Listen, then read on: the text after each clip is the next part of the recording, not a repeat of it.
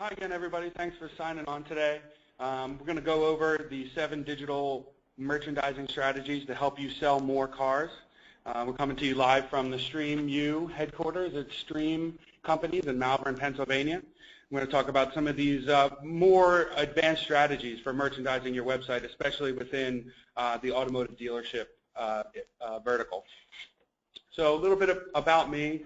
My name is Alex Giebel. I'm the Director of Digital Marketing and Web Merchandising at Stream Companies. Basically, I help to make sure our websites perform to the best of their ability, that we have clear paths to conversion, that we're always increasing our traffic as well as our leads for each one of our respective dealerships. And we get to try out a lot of new cutting-edge technologies and strategies. It's a lot of fun. So please check us out at streamcompanies.com or on Facebook at facebook.com/streamco. And feel free to reach out to me during this webinar if you have any questions. I'll try to answer them at the end. Also, we're available on Twitter at Stream Companies, and you can use the hashtag Streaminar to talk about this webinar as well as any others in the past and future that Stream Companies puts on. So great interactive social media presence there. You should definitely check it out. So just a few housekeeping notes, questions, please use the chat option. There's a questions option I'll be checking as well. I'll try to answer them all at the end, and anything that gets passed over, I'll definitely follow up and try to get you any information after the webinar. We'll also be sending out a link to download and watch the webinar in the future in case you want to share this information with your team or want to get you know, a refresher down the line. So definitely keep your eyes out for that. So we're going to get right into it here with the 7 secrets to digital merchandising. Basically, we just kind of wanted to boil down to the 7 really impactful strategies that you can start implementing today to start selling more cars. These are things that are very common across the major website platform providers, and some quick solutions that we've found and workarounds to optimizing your presence on a lot of those. We also offer a auto platform developed in-house here at Stream Companies that has a little bit more flexibility than a lot of the other big box auto platforms. So you'll see some more granular details here that you might need some more technical assistance to implement. If that's the case, we're always available to talk and help out, and I'm always here as well. So the 7 secrets to digital merchandising. Number 1, be responsive. We're going to talk a lot about responsive and the need to make sure that your image is consistent across different devices. Also, choosing integrations wisely. We see a lot of widgets and third-party apps that are input into web platforms and dealer websites, and we want to make sure that we're evaluating those properly and making sure that they have the impact that we think they do. We're also going to talk about content. It's still king and it's still important both in merchandising and several other digital marketing disciplines. So it's definitely something that we want to touch on and talk about some of the strategies that can help really impact your bottom line at the content level. We're also going to talk about amplifying calls to action and making sure that we're showing the visitors a really clear conversion path and keeping the energy up on the page. Working hand in hand with that, we're going to look to reduce clutter. A lot of the auto dealership websites you'll see out there just look like a choose-your-own-adventure book, and not in a good way, in a way that you really are just presenting so many options to the users that sometimes they get a little confused. So we want to talk about reducing that clutter and providing a more clear path to conversion, which leads us right into number 6, making converting easy. We'll talk about how we can do that and make the steps to converting as easy as possible for a user to complete, and thus increasing the likelihood of them completing them and converting to a lead for our dealerships. We're also going to talk about review, testing, and growing these strategies. We don't want to just set it and forget it. We want to revisit and look at the strategy, see at a short-term time frame and at a long-term time frame how it impacted sales, leads, and the whole business in general. So definitely something to think about there, and we'll kind of review this as we go through and break down to some more specific points. So the first thing we're going to start with is responsive. This has been a hot topic in web design over the last few years and definitely permeating the auto dealership industry. So we see a lot more of these big box web providers going to responsive or adaptive design And we've done a lot of research on this in particular because it was kind of a slow rollout for this industry compared to some of the other ones that we work with, like e-commerce and some of the content providers and things like that. So, what does responsive mean, really? It's just a way to code your website so that no matter what device the user logs onto, they see the items on the page exactly how you want them to. You can add in your merchandising logic and put those really important vehicles at the top and those main actions that you want the user to actually do at the top of the page and in a way that is enticing to them. Now, the biggest difference here between that idea of responsive and adaptive design is adaptive takes a few more resources. It's a little bit better for page speed, that's true, but ultimately you actually have to code the specifications for each one of these devices. So let's say a new tablet comes out with a new viewing screen. Well, you're going to have to code those specifications into your website in order to get it to display properly. So with responsive, we're actually using code that identifies that right away and automatically resizes the page to fit in the most optimal way possible.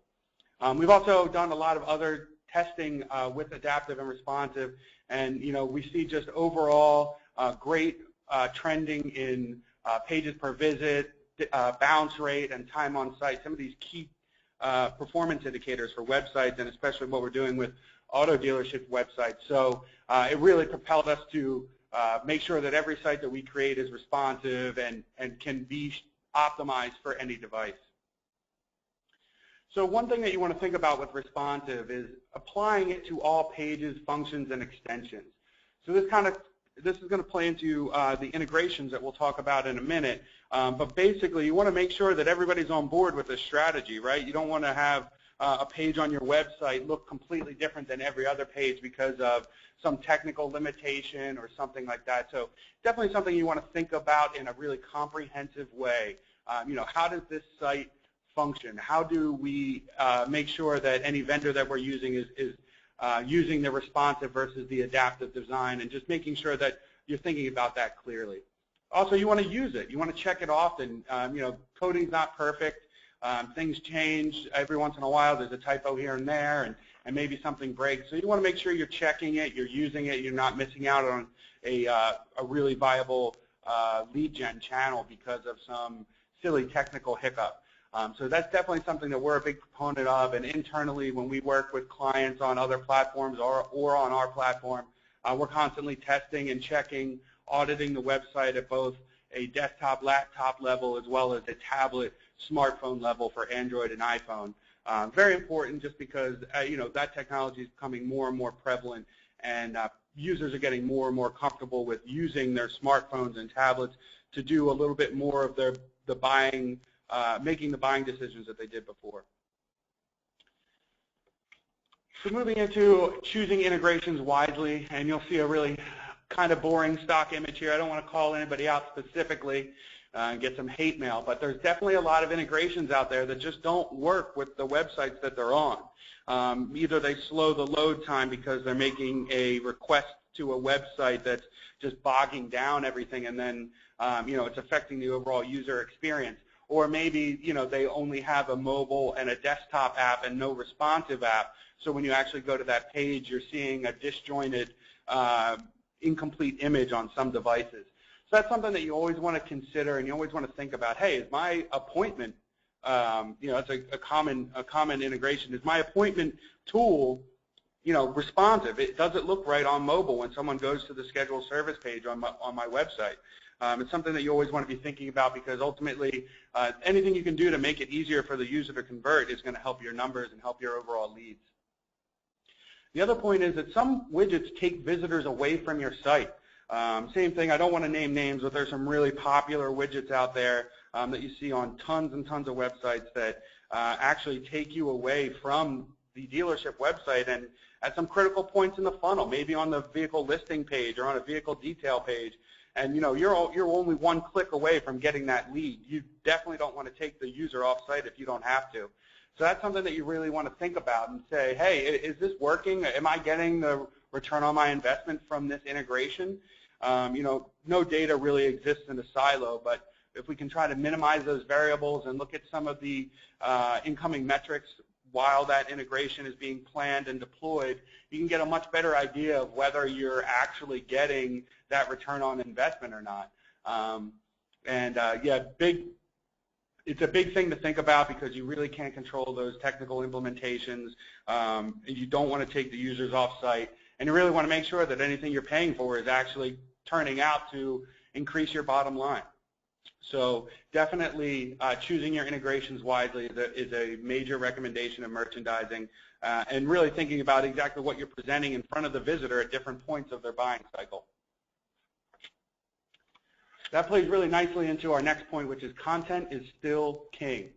Content is one of those things that it just continues to get more and more powerful, both from a robot's perspective. Obviously, Google loves new content. Most search engines are constantly looking for that and trying to evaluate from a qualitative perspective how valuable that content is to users. So it really is something that we want to focus on at every level of design and planning of a website. We don't want to just stick copy on there because it has a bunch of keywords, and then we get wrapped into the old SEO joke. An SEO walks into a bar, a cantina, a tavern, and then we just have a bunch of synonyms for something that may not actually help the visitor convert. So one of the things that we want to really put into motion is the idea that content can help conversions. You can use that within your merchandising strategy to compel visitors to learn more. You can also build these in really technically sound ways to impact those other digital disciplines where you're looking to get more traffic. So SEO is a great example. What we use here is kind of like a hub and spoke approach. Now this is actually from a model level page on one of our dealership websites, if you can believe it. So we have a merchandised menu at the top where visitors can easily click between models and see right there what is different in the body style. Each one of these pages has a unique URL with original content, and then what we do is we spoke in these complementary pages. The Altima, the 2015 Altima, has its own landing page, but then building off of that, we have a landing page for the 2015 Nissan Altima S, the SV, and the SL. And what happens is Google sees that, hey, there's a lot of original content on this 2015 Nissan Altima page. Also, below this red bar, there's a whole listing of inventory. So there's lots of good signals being sent to the search engines. Then when they crawl the links on the page and these complementary pages that are a little deeper, they're seeing even more content, and it only builds the authority of this main page, which then really tries to capture a powerful keyword, 2015 Altimas. So that's definitely one of these sort of smaller technical tweaks that we use in conjunction with our merchandising strategy to make sure that we're getting the most bang for our resources. We're constantly looking at that resource allocation versus potential impact, and that's definitely something that we see content playing a major role in. You also earn users' trust by providing that original and useful information. There's many parts to the buying cycle and many different personalities that undertake each one of these steps, and maybe they're not ready to convert right away. Maybe they want to learn more. Maybe they just want to click around and see, what are these different trim levels? What are my options? And you want to create a hub of information for them so they come back, and it's all part of this relationship building. So it really is in the company's best interest to put your best foot forward from a content perspective and make sure it's original, it's useful, and it's unique. Those are things that are really, really powerful. We also want to make sure that we're motivating people to convert and make a sale and get that lead gen opportunity. So we can use copy to help make that happen. The next thing we can do to kind of play into that is amplify the calls to action. So a lot of these websites, and you'll see this pretty often, I think, in the space, will have, maybe 3 or 4 CTAs at even a low level of the site like this, where people are already looking at inventory and they want to know more, mostly price information. I mean, hey, that's what most dealers are competing on, right? So we want to make sure that we're putting our best foot forward there. So what we did here with one of our sites is, sorry, the branding information is removed, but you can see that we tried to add that element to. So we have a branded price, we have a branded discount, we have manufacturers' incentives, and we can boil that down to a really unique price by using some integrations of our own that just really propel conversions. So one of the other things here is you'll see that there is just the one CTA. It's schedule a test drive after you view the branded price. We're not going to ask you to value your trade or submit a finance application or anything like that. These are things that we can build into the profile as we go. So we just want to amplify those paths that we really want the visitor to take. So if we want them to view a branded price and submit a lead, well, we should ask them for that. And instead of doing that 3 different ways, let's find the way that is the most compelling to them, and then we can test and try that and see what it works and see what doesn't work. So as I mentioned in the previous slide, this is another area where we see a lot of widgets. We have a Save to My Showroom here, but this is actually a function that operates in the background. We're not actually taking the user away from the VLP page or anything like that. We're just saving their vehicles in a separate section of the site so they can go back and easily compare. And honestly, even though it's kind of minimized and on the left side of the page underneath the photo, it's one of our biggest engagement points across our websites. Users just really love interacting with that Save to My Showroom. So expect a webinar probably just on that in the future one day. Really cool opportunities there. So I'm going to move into reducing clutter. So another funny picture here because I didn't want to blow up anybody's spot too much, but a lot of these websites, as I mentioned in the beginning, just throw links at you. You get to the home page and all of a sudden there's just menus popping out of everywhere, there's pop-ups, there's chat windows, there's a million things distracting the visitor from those conversion paths that we talked about. So it makes it harder to amplify those calls to action. When someone comes to the home page, they probably don't need to see every link to every page on the site. It's bad for SEO and it's bad for the user experience. It's also bad for merchandising and thus conversions and sales. What we want to do instead is develop a conversion path, an ideal path that the visitor would take coming in from different levels of the site.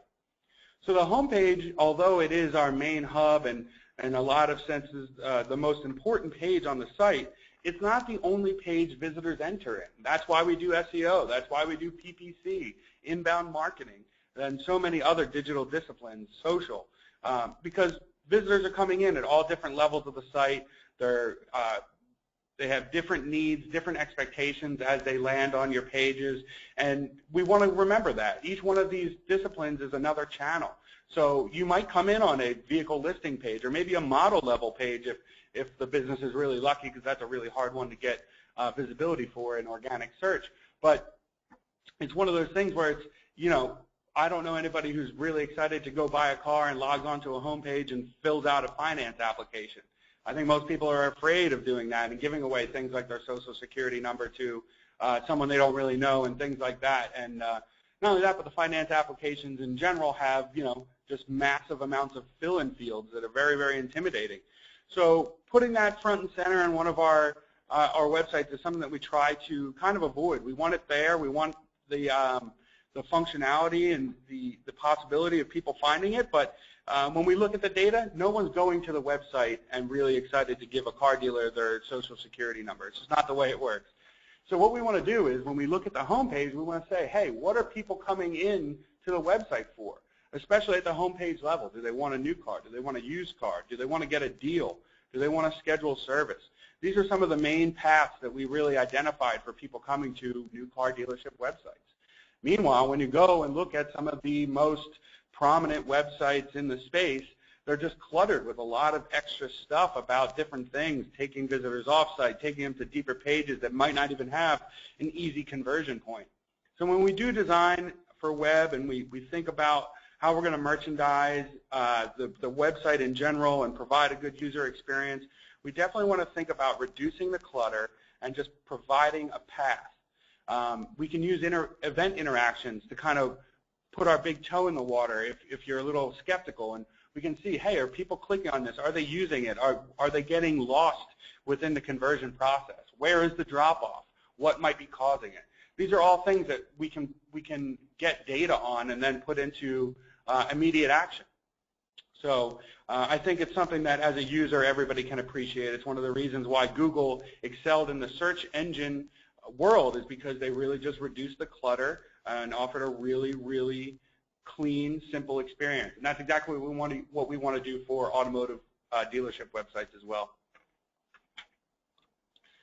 And really, what's the bottom line here? We're making converting easy. We don't want the user to have to feel like they're going to work in order to get something that ultimately we want, and they probably don't want to give us. You know, there's a lot of definitely consumer expectations about submitting name, email, phone number on a website, especially one that has, you know, the aggressive reputation like car dealers and things like that. So definitely something we want to think about. Another thing that we want to think about is how can we convert and what counts as a conversion. So what we see here in this call out is many different conversion points. A click to navigate. Well, we can track that and we can see, hey, they opened the navigation tab and drove to the dealership. We want to be able to count that as a conversion. Same with the click to call. We can mark that up so that on mobile, when someone clicks that, or if they're using Skype or Google Voice or something on their desktop, which some consumers may do in order to hide their super personal information, we can track that as a conversion and say, hey, we started a lead here. There's a conversation happening. Someone's interacting at a level that is very, very a very high possibility that they're going to convert into a lead and then a sale. So that's definitely something we want to think about. Also, the on-page form here is expanded. So you can see it's really easy to put your name, email, phone number, and then just click. And we have the lead, and it's super easy for the user to do. What ultimately is the backbone of this philosophy is the don't make me think strategy. We want to make it super easy. You know, people might be searching late at night. They're, you know, they got done work, but they need a new car. They had transmission problems or something. And so they're going through, and we want to make it as easy as possible. They don't want to think about it. They just want to be able to submit their information when they're ready. So anything we can do to make that look more appealing and less of a stumbling block is going to help your conversions. So a big thing that we did here, and what's different from a lot of the big box sites, is that we expanded the form. We kept it very short. We made it so it's a complementary color to the brand identity here, and we can see that, hey, it's a really, really strong, bright red color, grabs your eye, and it just makes it really easy to grab that special. The other thing that we did at this level was add in the Edmunds API. We wanted to build consumer confidence and say, hey, we're willing to put it all out there. We'll give you the skinny on this automobile from a third party. We're not trying to rake anybody over the coals or show them misinformation. And I think that's something that's really worked well for us. So in our normal layout, you'd be able to click that and it would expand to a quote from Edmunds about this vehicle, about some of the pluses and minuses in a really concise sentence that really help propel that conversion when they're so close to just inputting their information and clicking reserve special. You also see pretty much the only off-site link here is the social buttons. And ultimately, that's something that we're okay with. If you're going to the dealership Facebook, you're going to the dealership Twitter or Google+, checking out their videos on YouTube, that's a great thing for all of us. We want you to be able to do that. We want you to interact. We want to interact with you as the dealership, you know. That's something that even though we're at a lower level of the funnel, it should just always be there to kind of increase that engagement. Finally, lucky number 7, review, test, and grow. And here's some real meat and potatoes for you guys. This is a few screenshots from a test we ran with view all pages. So this is something that not every platform has the functionality to do, but it's something that we were able to implement and test internally. Basically what we did was just made it from a default 20 vehicles per page view to a view all page. And this is something that literally is very high on Google's list. They've written blog posts about it from a user experience perspective, just being really desirable. As a user, you can appreciate it too. You want to be able to just scroll through and not have to click and, hey, what page is that other vehicle on or whatever. You just want to be able to see it all. And so we saw huge gains in on our conversions and goal completions there, as well as sessions from using some just technically sound SEO strategies regarding the pagination and display and understanding of those pages by Google. So these little tips and tricks can really have a big impact on your bottom line. But the point is, you want to review them. You want to look at that data. You want to test. You want to grow and check out new technologies. And you can't do that by just setting and forgetting it. You got to be proactive. It comes back to our first point of using the responsive site, visiting your website on different devices, making sure that you're actually clicking through and putting on your user hat and actually looking at the information as a car buyer. So one of the things that we just saw here was this view all page just being a huge win, and it's something that you might not have expected. So testing really just shows those winning strategies, and if you're smart, you can apply them to other areas of your site. And not only that, once you get some really solid wins, you get your confidence level up, you don't have to test as much. You can kind of deploy things with a little bit more confidence.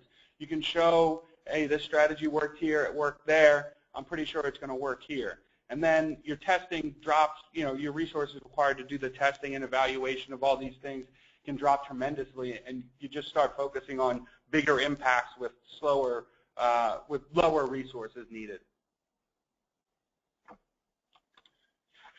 So just some quick takeaways and action steps here. So the top 7, be responsive. Ensure your content looks the same on all devices. This is a big departure from the adaptive design and the M-Dot sites that we saw 5 or 6 years ago, which required coders to basically create multiple versions of the same website. It sends your resource allocation through the roof, and at the end of the day, it's not even the best user experience you can get.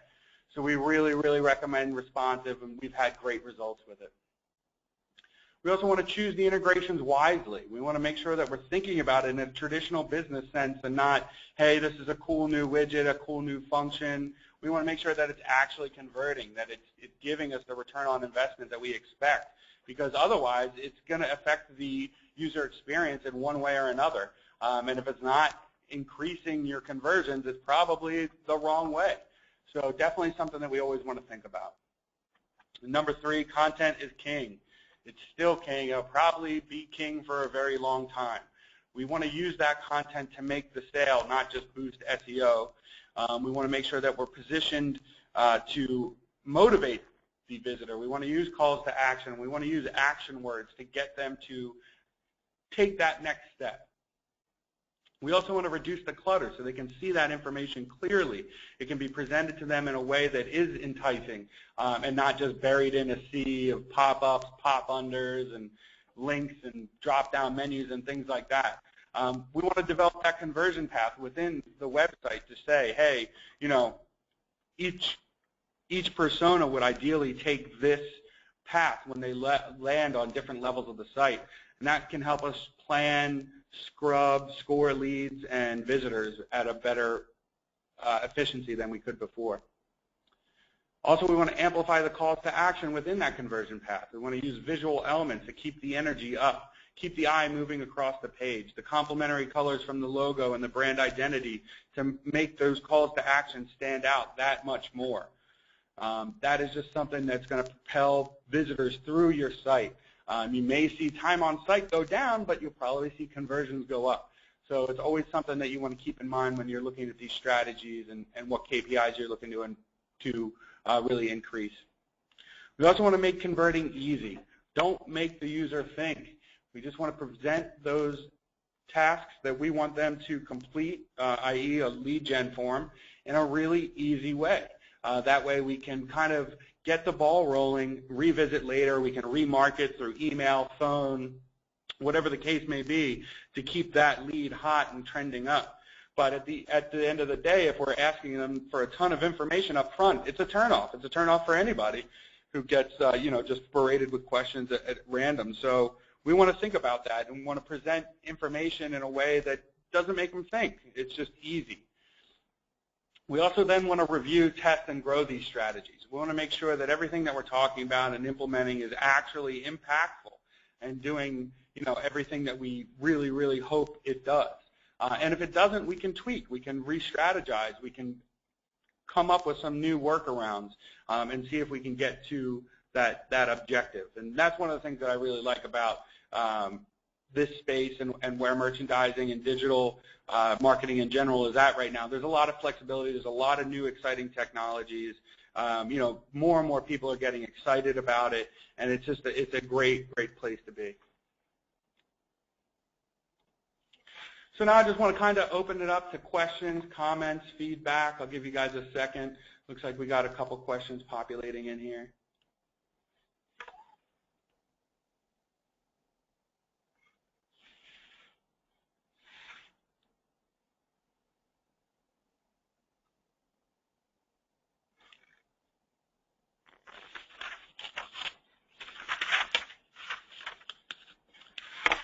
Okay, Jack says, you said that content should not be just to boost SEO.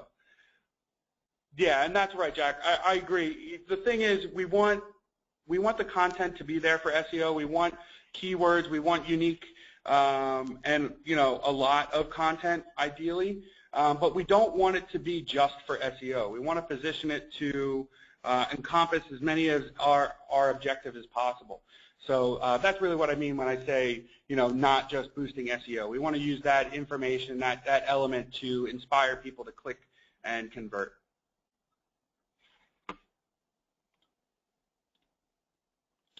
Mary is asking what the most popular auto platforms are. And I don't want to give out any names, but we definitely have a lot of competition in the space right now. I'm a big fan of Stream Company's website, obviously. I had a hands-on experience working on that, so I'm a big proponent of that. But I don't want to call out any specific auto platforms. A lot of the big boxes are looking at responsive. Some are doing it better than others. Some have better functionality than others. So it's really something that you want to work with your marketing team and your technical team to look at the websites from a holistic perspective and make sure that your expectations are being met right out of the gate. Functionality, making sure that changes can go through quickly, that you don't have to wait extended periods of time for something very basic. These are things that you want to have the flexibility for and that you deserve the flexibility for. So that's my word of warning to big box auto platforms. Just think about exactly what kind of flexibility you'll have down the road. If you guys have any other questions, feel free to email me anytime, alex.giebel@streamcompanies.com. And if you're looking for more from Stream, you should check us out at Digital Dealer 18. We're doing the presentation, marketing, selling, making social sell, the power of Facebook ads with Julia Giacoboni. She's our director of socials. Awesome presentation. Really excited for her. That's Digital Dealer 18 in Tampa this April. So definitely check her out if you're there. It's going to be a great presentation. And don't forget to register for your free website merchandising evaluation.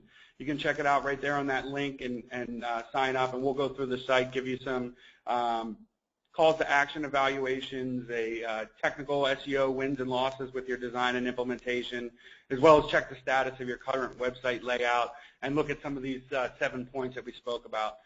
So feel free to email me or go to that marketing health assessment, and we'll definitely be in contact. So thank you for everybody for joining. It was a great time. I hope you learned something, and I hope to see you again in another webinar in the future. Thanks.